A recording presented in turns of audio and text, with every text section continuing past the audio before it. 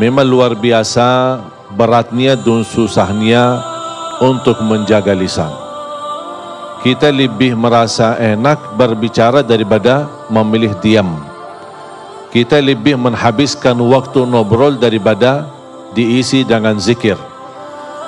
Bahaya lidah, dia bukan hanya menjadi pintu hati, bahkan bisa menjadi sebab terisi hati-hati dengan titik hitam. Titik hitam demi titik hitam demi titik hitam sampai hatinya menjadi hitam. Tidak, la yunkiru munkaran wa la ya'rifu ma'rufan. Tidak akan mengetahui ma'ruf dan tidak membedakan antara ma'ruf dan munkar. Sangat bahaya lidah kita. Makanya Rasulullah sallallahu alaihi wasallam menggambarkan di hadis yang sahih, man kana yu'minu billahi wal yawmil akhir falyaqul khairan aw liyasmut. Ada dua pilihan. Kalau anda beriman kepada Allah dan hari akhirat, berkatalah yang baik atau diam. Berarti menurut saya, apalagi di masa sekarang, jauh lebih baik memilih diam daripada berbicara. Idza kana al-kalamu min fiddah fas-sukutu min dhahab. Kalau berbicara itu dinilai seperti nilai perak, tapi jauh lebih mahal berdiam karena nilainya seperti emas. Karena sangat membahayakan, bukan bisa menyakiti perasaan orang lain, bukan bisa membahayakan hati kita, bahkan bisa membawa kita masuk neraka. Rubba kalimatin yaquluha qail la yulqi laha balan min sakhatillah tahwi bihi fin nari 70 kharifa. Bisa saja seorang berbicara tapi dia tidak menilai dan memperhatikan perbicaraannya, mendapatkan kemurkaan Allah gara-gara perbicaraannya itu, dan masuk neraka 70 tahun. Satu kata bisa membawa kita masuk neraka. Bagaimana kalau kita dari pagi sampai malam suka menjelekkan orang, menghina orang, gosip orang, fitnah orang, apalagi orang yang dibicarakan itu adalah ulama. Hati-hati. Ulama adalah pewaris para nabi.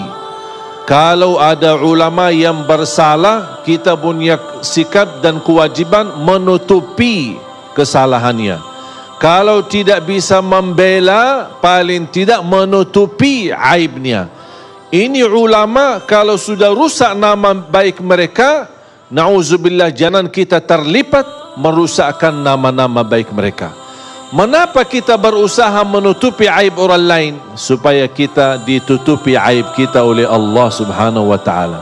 Man tatabba'a awrata akhi, tatabba'a Allahu awratah walau fi jawfi baitih. Barang siapa yang suka mengikuti aibnya orang, akan Allah membuka aibnya walaupun di dalam rumahnya sendiri. Jamaah sekalian yang dimuliakan Allah subhanahu wa ta'ala, banyak pesan-pesan Allah di suratul Hujurat. Saya nasihatkan anda semua kalau nanti pulang, buka Al-Quran suratul Hujurat. Banyak nasihat-nasihat, moral-moral, akhlak-akhlak untuk mendidik kita kalau kita bisa belajar dan kita praktik. Allah subhanahu wa ta'ala berfirman, A'udzu billahi minasyaitonir rajim. يا أيها الذين آمنوا إن جاءكم فاسق بنبأ فتبينوا أن تصيبوا قوما بجهالة فتصبحوا على ما فعلتم نادمين. Allah subhanahu wa ta'ala menajarkan kita untuk bertabayun ketika kita didatangin berita fitnah, berita yang tidak jelas sumbernya. Hati-hati. Sama dengan posisi lidah adalah posisi HP. Ketika kita menerima sebuah berita, dengan mudah kita sudah membaca, tidak tahu sumber berita apakah benar atau tidak, langsung kita copy terus dipas dan dikirim. Itu yang saya sebut dosa jariah. Biasanya tahu apa? sedekah jariah atau amal jariah. Ini dosa jariah. Apa itu dosa? Kalau sudah terlanjur kita menerima berita yang hoak, berita yang tidak benar, atau video yang tidak benar, atau video isinya maksiat dan dosa, terlanjur kita sudah lihat, udah cukup, astaghfirullah wa atubu ilaih. Jangan coba-coba kita sebarkan dan kirim ke orang lain. Kalau kita meninggal dunia, apa yang kita sudah kirim, itu yang menjadi terbuka buku amal kita dan menalirkan dosa-dosa sepanjang video itu masih berjalan. Na'udzubillah min zalik. Cukuplah jamaah sekalian berbuat dosa kita yang kita harap selalu diampuni Allah Subhanahu wa taala. Makanya jangan coba-coba kita menyebarkan berita, apalagi kita menggunakan lidah kita. Kalau kita tidak bisa berbicara baik terhadap teman kita, lebih baik kita diam. Allah Subhanahu wa taala mengizinkan kita berbicara dalam keburukan ketika ada orang yang menzalimi kita.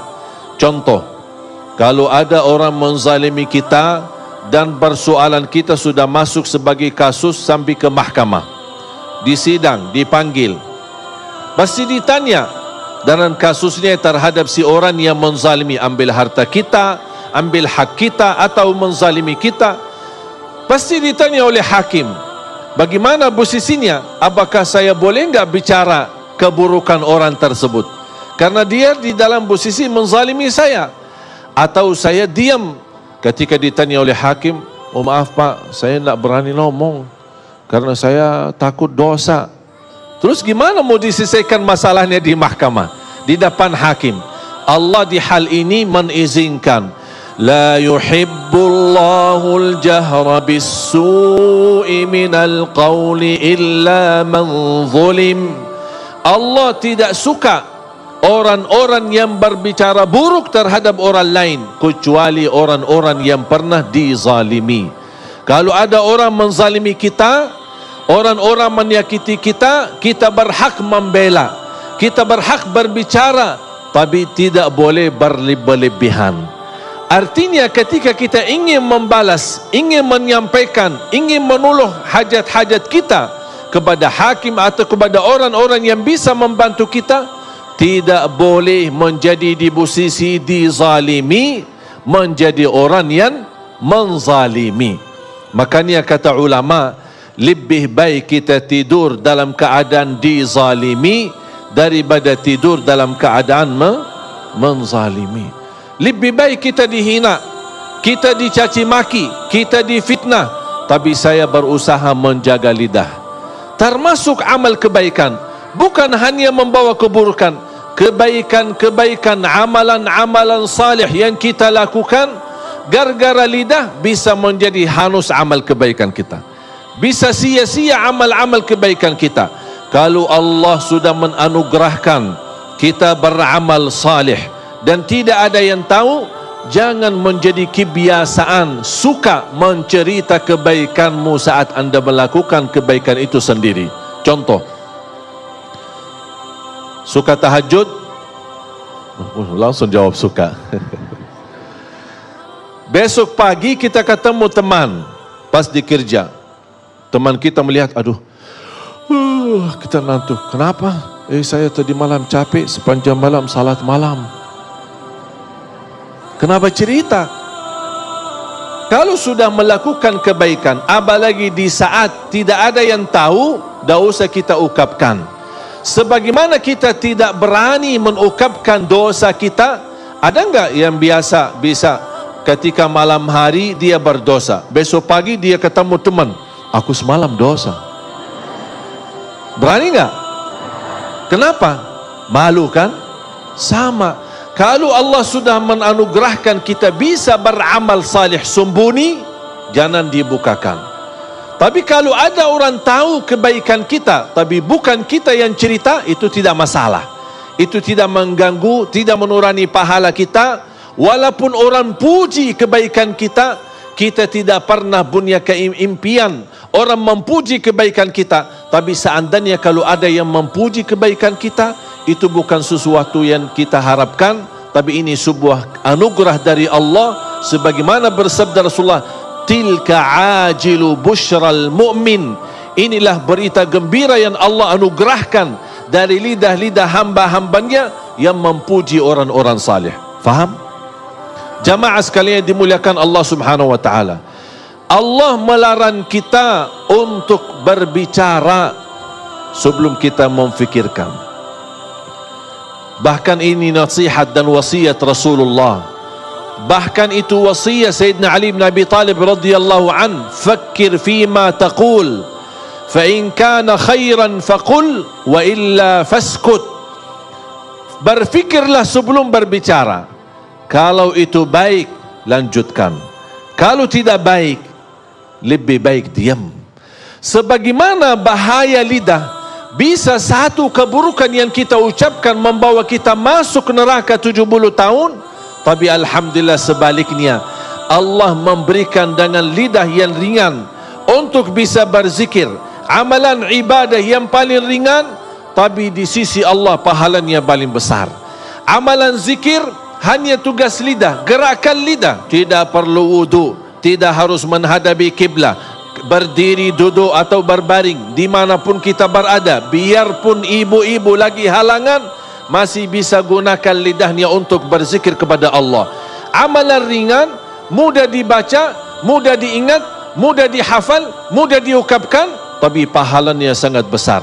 Contoh sederhana, subhanallah wa bihamdih, subhanallahil azim. Dua kalimat, ringan di atas lisan, berat di atas timbangan, dicintai Allah, subhanallah wa bihamdih, subhanallahil azim. Makanya kita berusaha daripada isi yang buruk dan lidah kita selalu kesibukan untuk mengisi zikir supaya terhindar hati kita dari hal-hal yang membahayakan iman kita.